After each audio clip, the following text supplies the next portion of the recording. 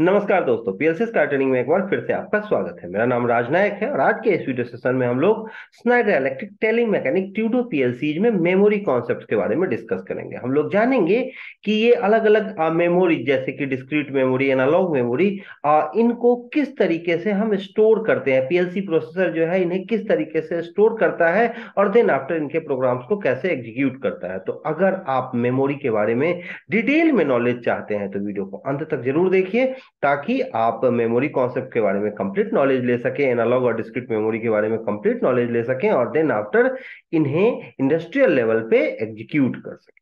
तो वीडियो में आगे बढ़ते हैं, बट आगे बढ़ने से पहले अगर अभी तक आपने मेरा चैनल सब्सक्राइब नहीं किया है, अगर आप मेरे चैनल पे नए हैं तो प्लीज चैनल को सब्सक्राइब कर लीजिए और बेल आइकन प्रेस करना बिल्कुल मत भूलिएगा, क्योंकि जब आपने बेल आइकन प्रेस किया होगा तभी आपको नोटिफिकेशन मिल पाएगा और आपका नॉलेज इनहेंस हो पाएगा।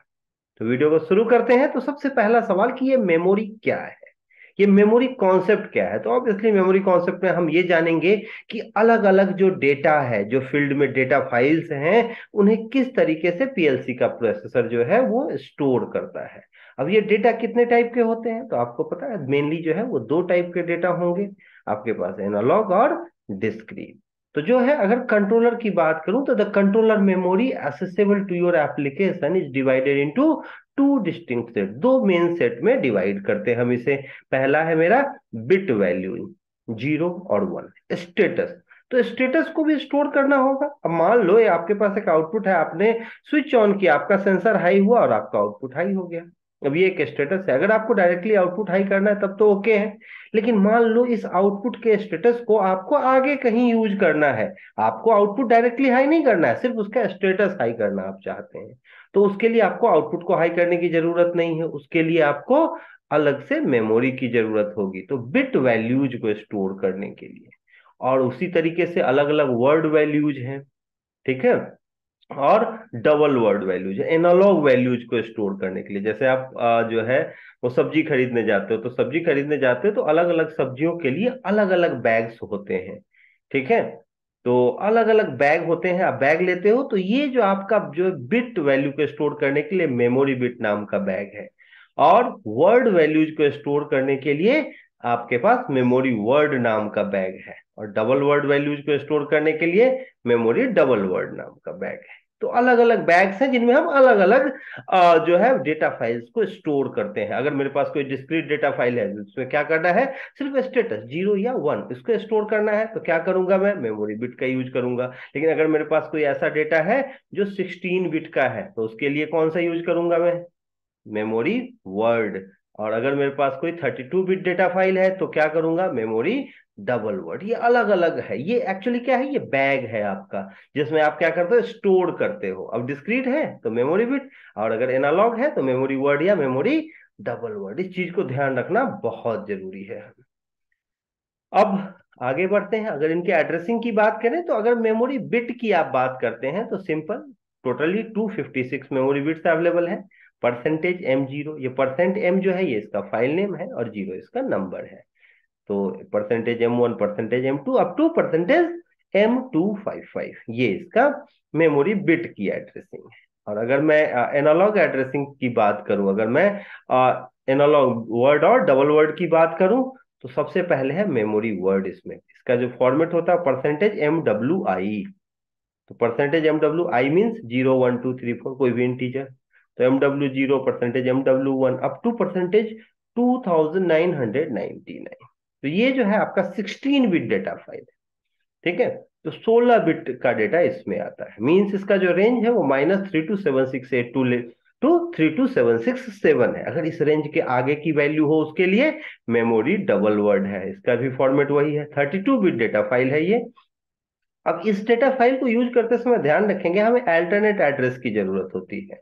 क्यों, क्योंकि दो वर्ड जो है वो एक डबल वर्ड के बराबर होता है। तो अगर मैं MD जीरो से शुरू करूंगा तो जीरो के बाद टू, टू के बाद फोर, इस तरीके से मैं आगे पास करता हूँ। और अगर वन से शुरू करता हूँ तो वन के बाद थ्री, फाइव, इस तरीके से एड्रेसिंग करना पड़ता है। तो MD0, MD1, इस तरीके से MD2998 तक है। ये 98 लिखने का मतलब यही है कि आपको अल्टरनेट डेटा फाइल लेना है।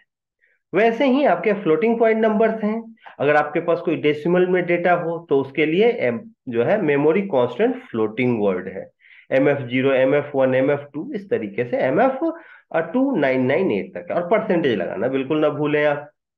तो ये हमारा मेन है। अब इसके अलावा कुछ और डेटा फाइल्स हैं, जैसे एड्रेसिंग की बात करें तो ये कांस्टेंट वर्ड भी आता है इसमें। तो कोई अगर कांस्टेंट हो जिसका रेंज बहुत बड़ा है तो उसे भी हम स्टोर किस में करते हैं आपका। अगर कोई वेरिएबल भी ना भी हो तो उसके लिए %K W0, %K W1, ये 16 बिट डेटा फाइल है। ठीक है। और वैसे ही आपका कांस्टेंट डबल वर्ड है तो %KD0, KD1 32 bit data file है। और कांस्टेंट फ्लोटिंग वर्ड है KF0, KF1, KF2। तो इस तरीके से, तो आई होप कि आप ये समझ रहे होंगे कि ये क्या है डेटा फाइल। डेटा को स्टोर करने का तरीका है। अब इसका यूज कहाँ करेंगे, अलग अलग जगहों पे। अगर एनालॉग की बात करें तो फील्ड में काफी सारे एनालॉग वैल्यूज हैं, जैसे temperature, pressure, level, flow, speed. और इन सबको मेजर करने के लिए आपके पास डेटा फाइल है। नॉर्मली हम लोग वर्ड फाइल्स यूज करते हैं, लेकिन कुछ ऐसी चीजें जैसे मोटर का रोटेशन है। 1 सेकेंड में मोटर जो है, मोटर कितने रोटेशन कर रहा है, 1 सेकेंड नहीं, मान लो मोटर रन कर रहा है और कितने रोटेशन उसने किया वो कहीं पे सेव करना है। तो जो वैल्यू है वो काफी बड़ा होगा, तो उसके लिए डबल वर्ड आता है। तो जब ज्यादा रेंज ज्यादा हो जाए वैल्यू का तो उसको स्टोर करने के लिए उसको जो मेमोरी हम यूज करते हैं वो डबल वर्ड मेमोरी है। ठीक है। तो अब आप लोग समझ गए कि सबसे पहले जो है स्टेटस स्टोर करने के लिए बिट। और अगर उससे ज्यादा वैल्यू है, अगर वैल्यू स्टोर करना है तो नॉर्मली वर्ड यूज करते हैं, लेकिन अगर ज्यादा बड़ी वैल्यू है, रेंज बहुत बड़ा है, तो डबल वर्ड यूज करेंगे।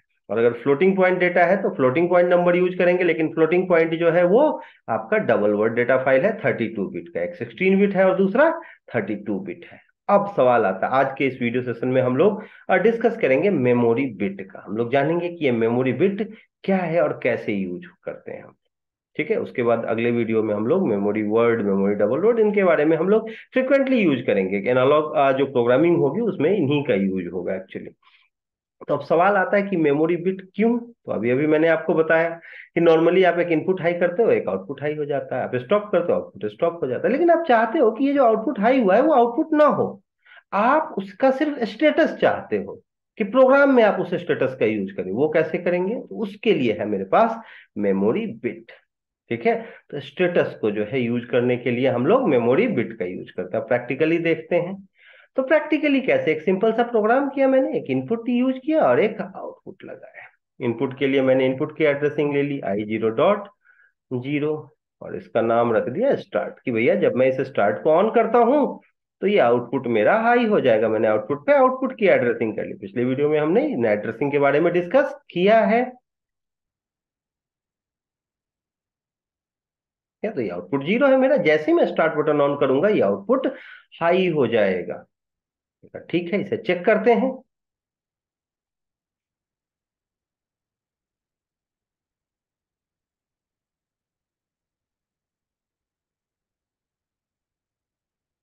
और मैंने इसे रन मोड ऑन कर दिया। रन मोड ऑन करने के बाद आप देखेंगे जैसे ही मैं इनपुट प्रेस करूंगा मेरा ये आउटपुट हाई होगा। देखिए आप, जैसे मैंने इनपुट हाई किया, देखिए आउटपुट हाई हो गया। जब मैं स्टॉप करता हूं तो ये स्टॉप हो जाता है। बट यहाँ क्या है, आउटपुट है। अगर फील्ड में इस पे कोई आउटपुट कनेक्टेड है वो आउटपुट हाई हो रहा है, लेकिन मेरी जो रिक्वायरमेंट है अभी वो ये नहीं है कि मैं आउटपुट हाई करूं। मुझे सिर्फ इस आउटपुट का स्टेटस चाहिए। अब स्टेटस चाहिए तो अब ये तो फिजिकल है, तो ये जो फिजिकल आउटपुट्स है उनका यूज मुझे नहीं करना। तो मुझे किसका यूज करना है, मुझे मेमोरी बिट का यूज करना पड़ेगा। इसके लिए एक वर्चुअल आउटपुट चाहिए मुझे, और वर्चुअल आउटपुट की एड्रेसिंग M0, M1, M2 है। तो ये हमारा क्या है, मेमोरी बिट है। मेमोरी बिट जो है, ये जैसे इनपुट हाई होगा ये मेमोरी बिट हाई हो जाएगा। और ये इसके स्टेटस को आपको सेकंड रंग में, थर्ड रंग में, फिफ्थ रंग में 1000 बार कहीं भी यूज करना है, आप इसका यूज कर सकते हो। तो ये क्या कर रहा है, स्टेटस को होल्ड कर रहा है, स्टोर कर रहा है, और फिर आगे अकॉर्डिंग टू रिक्वायरमेंट आप उसे पास कर सकते हो। ये एक स्पेस है। ठीक है। जैसे आप जमीन परचेज करते हो ना, तो वैसे ही एक स्पेस है। इसमें हमने क्या किया है, PLC में के मेमोरी में ये स्टोर कर दिया है। अब उसको आप जहां यूज करना है कर सकते हो। ठीक है। अभी एक बार चेक करते हैं कि क्या ये यहाँ स्टोर हुआ है या नहीं। तो इसमें क्या होता है कि मेरे फील्ड के आउटपुट का यूटिलाइजेशन नहीं होता है, इसका कोई फिजिकल आइडेंटिटी नहीं है, ये वर्चुअल है। हॉन्टेड मूवीज देखा होगा आपने, तो हॉन्टेड मूवीज में क्या होता है, एक भूत है, जो आता है और बॉडी में घुस जाता है, फिर वो सारे काम कर लेता है। ये बिल्कुल वैसा ही है, इसका अपनी कोई आइडेंटिटी नहीं, इसको एक बॉडी चाहिए, तो इस आउटपुट के ऊपर इसकी एड्रेसिंग कर दी है। जब तक एड्रेसिंग है ये इसकी एड्रेस को लिए हुए है और इसके अकॉर्डिंग वर्क कर रहा है। अब आप देखें, जैसे ही मैंने इनपुट को हाई किया, ये हाई हो गया। जब मैं ऑफ करूंगा, लेकिन फिजिकली अगर कोई आउटपुट जुड़ा हुआ होगा तो ये किसी आउटपुट की एड्रेसिंग नहीं है। जैसे आप इनपुट के लिए कह सकते हो कि दिस इज इनपुट, चाहे पीएलसी का इनपुट मॉड्यूल है या फील्ड हो, हर जगह इनपुट है। आउटपुट के लिए आप कह सकते हो कि दिस इज आउटपुट। बट अगर किसी ने पूछा कि अच्छा मेमोरी वर्ड के बारे में बताइए, कहाँ है मेमोरी बिट के बारे में, सॉरी, मेमोरी बिट कहाँ है, नहीं नहीं, ये पीएलसी में कहीं एग्जिस्ट नहीं करता, ये इंटरनली है, पीएलसी का इंटरनल बिट है। तो ये डेटा को स्टोर करता है, स्टेटस को स्टोर करता है। अब उसका यूज आप कैसे आगे कर सकते हो, अब इसका मुझे आगे यूज करना है तो मैंने एक और रंग ले लिया। अब इसको जो है मैं आगे जहां कहीं भी यूज करना चाहूं, अगर मैंने कहीं पे एड्रेसिंग लिख दिया %m0.0, sorry not %m0.0, %m0, दो परसेंटेज आ गए हैं। तो %m0 में के साथ आप इसको जो भी चाहे, आप आउटपुट है, फिलहाल हमें आउटपुट के बारे में पता है, तो हम आउटपुट को यहाँ हाई कर लेते हैं Q0.0। अब जैसे ही ये इनपुट हाई होगा, ये बाइनरी हाई होगा, और उसके बाद मैं 50 आउटपुट चाहूं इसके साथ हाई करा सकता हूं, कहीं भी किसी भी रंग में इसका इस्तेमाल कर सकता हूं।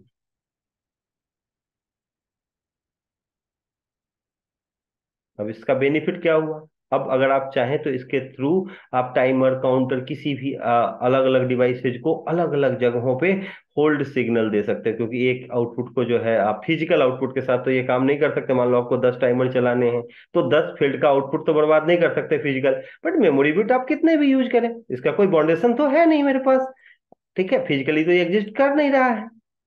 अब आप देखिए, जैसे ही मैंने इसे ऑन किया इनपुट को, आप देखेंगे कि ये जो है मेमोरी बिट हाई हुआ मेरा, और जैसे ही मेमोरी बिट हाई हुआ ये आउटपुट हाई हो गया, और जब मैं इसे ऑफ कर दूंगा तो ये ऑफ हो जाएगा। तो आप समझ रहे हैं कि आप कितने भी रंग में, मान लो रंग नंबर 0 में आपने ये किया और आपको रंग नंबर 15 में इसका यूज करना है, तो कैसे करेंगे, मेमोरी बिट का यूज करके करेंगे। तो ये क्या करता है, स्टेटस को होल्ड करता है, स्टोर करता है, और देन आगे इसे पास करता है। अब जैसे अब पिछले वीडियो में मैंने आपको बताया था सीलिंग के थ्रू होल्डिंग सर्किट, तो सेम मैं बाइनरी के साथ भी कर सकता हूं। क्या करता हूं, मैंने एक पैरेलल ले लिया और यहाँ पे सेम बाइनरी के थ्रू होल्ड कर दिया M0.0। अब क्या होगा, अगर मेरे पास पुश बटन है तो मैं उस पुश बटन के थ्रू भी क्या कर सकता हूँ, होल्ड कर सकता हूँ %m0। अब ये पुश बटन भी अगर आप प्रेस करेंगे, आपका मेमोरी बिट हाई होगा, और अब पुश बटन अगर आप रिलीज भी कर देते हो तो ये मेमोरी बिट हाई रहेगा। अब उसके बाद आपको टाइमर को या किसी भी ऐसे डिवाइस को सिग्नल देना है जो कंटिन्यूअस सिग्नल जिसे चाहिए, कंटिन्यूअस पावर जिसे चाहिए, तो पावर का फ्लो कंटिन्यूअस रहेगा, कब तक, जब तक कि आप स्टॉप बटन प्रेस नहीं करते। तो मैंने एक स्टॉप बटन ले लिया। आप जानते हैं स्टॉप करने के लिए मुझे क्या करना होता है भाई, एक एनसी लेना पड़ता है, और इसका नाम मैंने रख दिया स्टॉप। तो ये मेरा स्टार्ट है, ये स्टॉप है। जैसे स्टार्ट करूंगा ये मेमोरी बिट हाई होगा, और उसके साथ कितने भी आउटपुट कनेक्टेड हो उसको ये सिग्नल पास करता रहेगा, ठीक है। तो अब आप समझ रहे हो, और ये जो है इसको सीलिंग बोलते हैं। मैंने क्या किया, सील कर दिया है कि अब एक बार अगर आउटपुट हाई हो गया, एक बार ये मेमोरी बिट हाई हो गया, तो ये कंटिन्यूअस पास करता रहेगा, और इस कॉन्टेक्ट को इसीलिए हम लोग सीलिंग कॉन्टेक्ट बोलते हैं। तो सेम हमने आउटपुट के साथ किया था पिछले वीडियो में, जो है लैचिंग हमने सीखी थी, तो ये भी लैचिंग ही है, but by using memory bit. तो आप चाहे तो यहां लिख सकते हैं लैचिंग यूजिंग मेमोरी बिट। तो आपने मेमोरी बिट का यूज करके क्या कर लिया, लैचिंग कर लिया। तो एक बार इसे चेक करते हैं। अब मन में सवाल आता है कि चेक तो कर लेंगे सर, काम भी कर जाएगा, बट इसका यूज कहाँ करेंगे, जहां भी कॉम्प्लेक्सिटी दिखे, जहां भी क्वेश्चन कॉम्प्लेक्स दिखे, आप मेमोरी बिट के थ्रू जो डायरेक्टली आउटपुट है, सीधा सीधा आउटपुट हाई करना है कि बटन ऑन किया आउटपुट हाई हुआ, तो आप सिंपल लैचिंग कॉन्सेप्ट यूज करो। लेकिन अगर ऐसा है कि भाई आपने बटन ऑन किया तो दूसरा बटन, दूसरा आउटपुट हाई हुआ, फिर ऑफ किया तो तीसरा, ऐसे कॉम्प्लेक्स है, 5 7 10 20 50 इनपुट आउटपुट के साथ। तो आप क्या करते हैं, मेमोरी बिट के थ्रू जाते हैं। ठीक है, तो बेहतर तरीका यही होता है कि कॉम्प्लेक्सिटी में आप मेमोरी बिट के थ्रू जाते हैं, सिग्नल को अगर पास करना है तो मेमोरी बिट के थ्रू जाते हैं। अब आप देखें, हाँ मैंने ऑन किया, ऑन करते ही ये मेरा मेमोरी बिट हाई हो गया और इसके थ्रू ये आउटपुट हाई हो गया।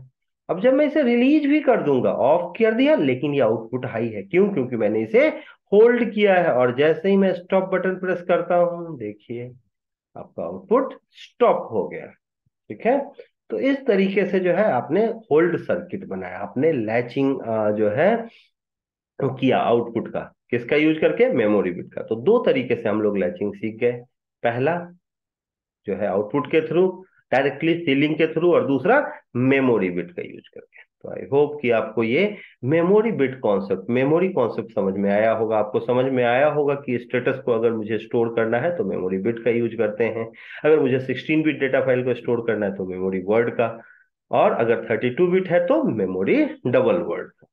और कॉम्प्लेक्स सिचुएशन में अगर मुझे स्टेटस को पास करना है, आगे स्टोर करके रखना है, तो मेमोरी बिट के थ्रू ही मैं होल्डिंग का यूज करता हूं। फिर भी अगर जो है समझ में तो आया होगा, फिर भी अगर कोई डाउट हो मन में, आपको लग रहा हो कि नहीं नहीं ये चीज मिसिंग है, तो कमेंट सेक्शन ओपन है, आप कमेंट कर सकते हो। अगर वीडियो अच्छा भी लगा हो तब भी कमेंट सेक्शन में जरूर लिखें कि वीडियो मुझे पसंद आया हो। और वीडियो अगर पसंद आया होगा तो आप जो है उसे लाइक करें, चैनल को सब्सक्राइब करें, और वीडियो को शेयर करें। ये जो है ना बहुत इंपॉर्टेंट काम है, ये वीडियो को शेयर करना आप बिल्कुल मत मिस कीजिए, खुद सीखिए, अपने दोस्तों को भी सिखाइए। और अगर आप मुझसे कांटेक्ट करके कुछ पूछना चाहते हैं, अगर आप ट्रेनिंग ज्वाइन करना चाहते हैं, ऑनलाइन ट्रेनिंग, तो आप मुझे कॉल कर सकते हो, आप मुझे व्हाट्सअप कर सकते हो, आप मुझे मेल कर सकते हो, किसी भी ब्रांड के किसी भी टूल पे जो भी है, जैसे Siemens, Nitro, Mitsubishi, Rockwell Automation, ऑनग्राउंड, डेल्टा, इनके पीएलसी, स्काडा, एचएमआई, किसी पे भी आपको ट्रेनिंग लेनी है, आप जो है मुझे कॉल कर सकते हो, व्हाट्सएप कर सकते हो, और मेल कर सकते हो। इस वीडियो के लिए इतना ही, मिलते हैं नेक्स्ट वीडियो में न्यू और इंटरेस्टिंग टॉपिक के साथ। तब तक के लिए थैंक यू वेरी मच।